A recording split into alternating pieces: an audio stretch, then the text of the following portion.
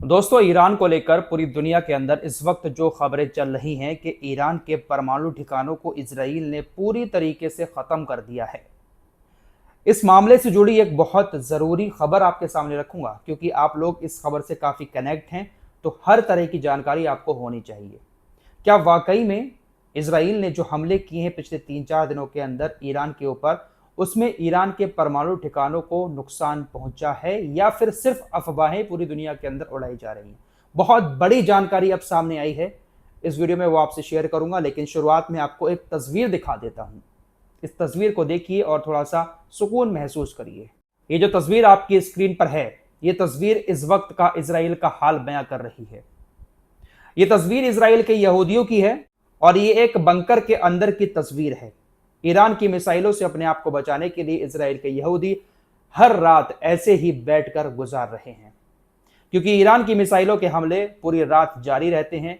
Siren की आवाजें लगातार इजराइल के अंदर गूंजती रहती हैं और जैसे ही सायरन बोलता है, इजराइल के यहूदी, लाखों यहूदी इसी तरीके से अपनी रात बंकरों के अंदर गुजार रहे हैं। ये वो लोग हैं जिन्होंने नेतन्याहू को अपने सर पर चढ़ाया। नेतन्याहू जब गाजा के परिवारों को उजाड़ रहा था, इसी तरीके से गाजा के बेचारे लोग थोड़ी सी जगह पर टेंट बनाकर, बहुत सारे लोग एक साथ रहते थे, वहां पर भी हमले करके जब नेतन्याहू उनको मारता था तो ये ऐसे ही लोग खुश होते थे, खुशियां मनाते थे। और आज ईरान जब इनके ऊपर हमले कर रहा है तो अपनी जान बचाने के लिए बंकरों में जाकर छिप रहे हैं।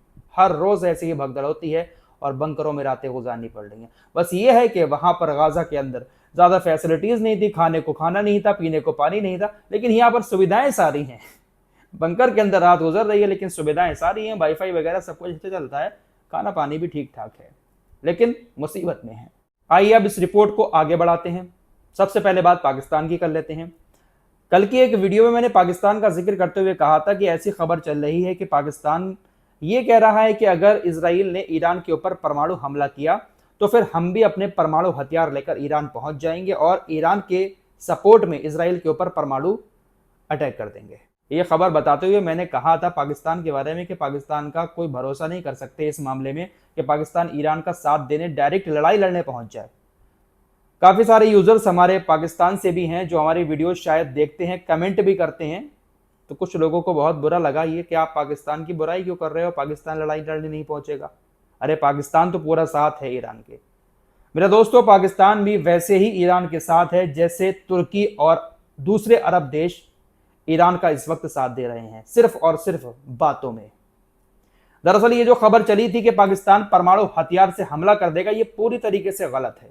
ये खबर आई कहां से? दरअसल ईरान के राष्ट्रीय सुरक्षा परिषद के मेंबर जनरल मोहसिन रेजाई ने यह दावा किया एक टीवी चैनल पर कि पाकिस्तान ने हमसे कहा है कि अगर ईरान के ऊपर परमाणु हमला होता है तो हम भी इजराइल के ऊपर परमाणु हमला कर देंगे ईरान के सपोर्ट में। यह दावा एक ईरान के अधिकारी ने टीवी पर बैठकर किया, जिसके बाद पूरी दुनिया में ये चर्चा चलने लगी। जब ये बात पूरी दुनिया में आग की तरह फैल गई कि पाकिस्तान परमाणु हमला कर देगा ईरान के लिए, तो उसके बाद अब पाकिस्तान के जो रक्षा मंत्री हैं ख्वाजा आसिफ, उनकी तरफ से बयान दिया गया। उन्होंने इस दावे को पूरी तरीके से खारिज कर दिया और कहा कि पाकिस्तान ने परमाणु जवाबी कार्रवाई से जुड़ी कोई भी बात नहीं की है, पाकिस्तान परमाणु कार्रवाई नहीं करेगा। पाकिस्तान के रक्षा मंत्री ने कहा कि पाकिस्तान के पास परमाणु हथियार तो हैं, लेकिन पाकिस्तान अपने उस परमाणु हथियार का इस्तेमाल सिर्फ अपने लिए करेगा, किसी दूसरे देश के लिए नहीं करेगा। हमारा परमाणु शस्त्रागार सिर्फ अपने देश की रक्षा करने के लिए। तो ख्वाजा आसिफ ने इस बात को सिरे से खारिज कर दिया और कहा कि हम कोई भी हमला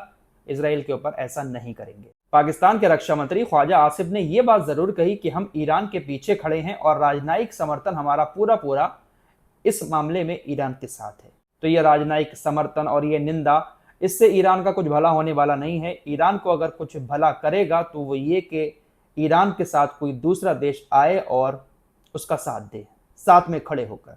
बयानबाजी तो पूरी दुनिया कर ही रही है। फिलहाल ईरान के परमाणु प्रोग्राम की भी बात कर लेते हैं।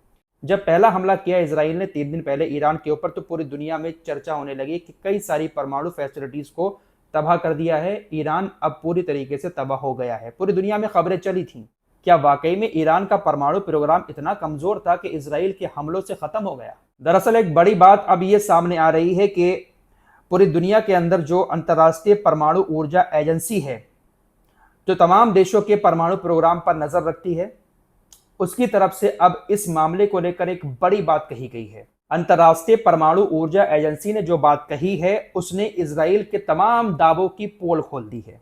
अंतर्राष्ट्रीय परमाणु ऊर्जा एजेंसी ने कहा कि ईरान के फोर्डो परमाणु केंद्र पर किसी तरह का कोई भी नुकसान नहीं हुआ है। इजराइल ने ईरान के फोर्डो परमाणु केंद्र पर हमले तो किए थे, लेकिन रत्ती भर भी नुकसान वहां पर ईरान को नहीं पहुंचा है। इस फोर्डो परमाणु केंद्र के बारे में मैंने अपनी कल की वीडियो में भी बात की थी। ये जो परमाणु केंद्र बना हुआ है ये जमीन के काफी अंदर है और इसके ऊपर बहुत मोटी परतें कंक्रीट की हैं। बंकर बस्टर बम भी इसको सही से नहीं हिला पाएंगे और इजराइल के पास बंकर बस्टर बम है नहीं, अमेरिका के पास है, इसीलिए अमेरिका को इस जंग में झोंकना चाहता है। फिलहाल अंतर्राष्ट्रीय परमाणु ऊर्जा एजेंसी ने आगे कहा, इजराइल की तरफ से परमाणु सुविधाओं को नष्ट करने का जो दावा किया जा रहा है वो गलत है। हालांकि इस्फहान न्यूक्लियर साइट पर 4 जरूरी इमारतों को थोड़ा नुकसान जरूर पहुंचा है। इन 4 में से एक इमारत में यूरेनियम रूपांतरण सुविधा और एक ईंधन प्लेट का मैन्युफैक्चरिंग प्लांट शामिल है। कुल मिलाकर अंतर्राष्ट्रीय परमाणु ऊर्जा एजेंसी का यह मानना है कि इजराइल दावे कर रहा है बहुत बड़े बड़े कि हमने परमाणु सुविधाओं को नष्ट कर दिया। इजराइल ने ईरान के परमाणु प्रोग्राम को लेकर ऐसी कोई भी बड़ी चोट नहीं दी है जिससे ईरान को कोई बड़ा नुकसान हुआ हो। और ईरान का जो फोर्डो परमाणु केंद्र है वो इतना ताकतवर है कि बड़े से बड़े हमले इजराइल के उसको हिला नहीं पाएंगे। अब इस मामले में ईरान का क्या कहना है? इजराइल तो दावा कर रहा है कि हमने परमाणु ठिकानों को नष्ट किया है, लेकिन इस पर ईरान का क्या कहना है? ईरान का कहना है कि हमने फोर्डो परमाणु प्लांट से जरूरी सामानों को बाहर निकाल लिया था, ऐसे में न्यूक्लियर प्लांट को कोई खास नुकसान नहीं पहुंचा। हालांकि फोर्डो के पास रहने वाले जो स्थानीय लोग हैं उस इलाके में 2 बड़े विस्फोटों की आवाजें सुनने का दावा कर रहे हैं। विस्फोट हुए हैं लेकिन फोर्डो को कोई नुकसान नहीं हुआ है। भाई अगर ईरान इतनी बड़ी चीज बना रहा है तो ऐसा तो नहीं है कि वो उसकी सुरक्षा नहीं करता होगा। ऐसे ही खुले में थोड़ी ना छोड़ देगा कि कोई भी आए उसको मार कर चला जाए। कुछ ना कुछ तो उसने भी सिक्योरिटी टाइट की होगी अपने परमाणु केंद्र के आसपास। फिलहाल इसी बीच एक बड़ी खबर ये आ रही है कि नाटो की मिसाइलों के साथ मिलकर बेंजामिन नेतन्याहू ईरान के ऊपर कोई हमला कर सकता है। कुछ ही घंटों में ईरान के ऊपर नाटो के साथ मिलकर हमला हो सकता है। देखिए ये जो नाटो है ये पूरा का पूरा अमेरिका के इशारे पर चलता है। अमेरिका हो सकता है कि नाटो को आगे करके अपने आप पीछे हट जाए। ये सब के सब एक ही थाली के चट्टे बट्टे हैं। जब ये लोग देखेंगे कि इजराइल पूरी तरीके से नाकाम हो रहा है, ईरान नहीं झुक रहा है, तो ये लोग जरूर आएंगे। आज आप इस बात को नोट कर लें, ये देश जरूर आएंगे अगर ऐसे ही लड़ाई आगे बढ़ती रही, क्योंकि ईरान को ये अकेले जीतने नहीं देंगे। ईरान अगर अकेले जीत जाता है तो इनको ऐसा लगेगा कि हम हार गए, हमारी नाक कट गई, अमेरिका की नाक कट गई। एक और नई वीडियो जल्द आएगी, चैनल को सब्सक्राइब करके रखें।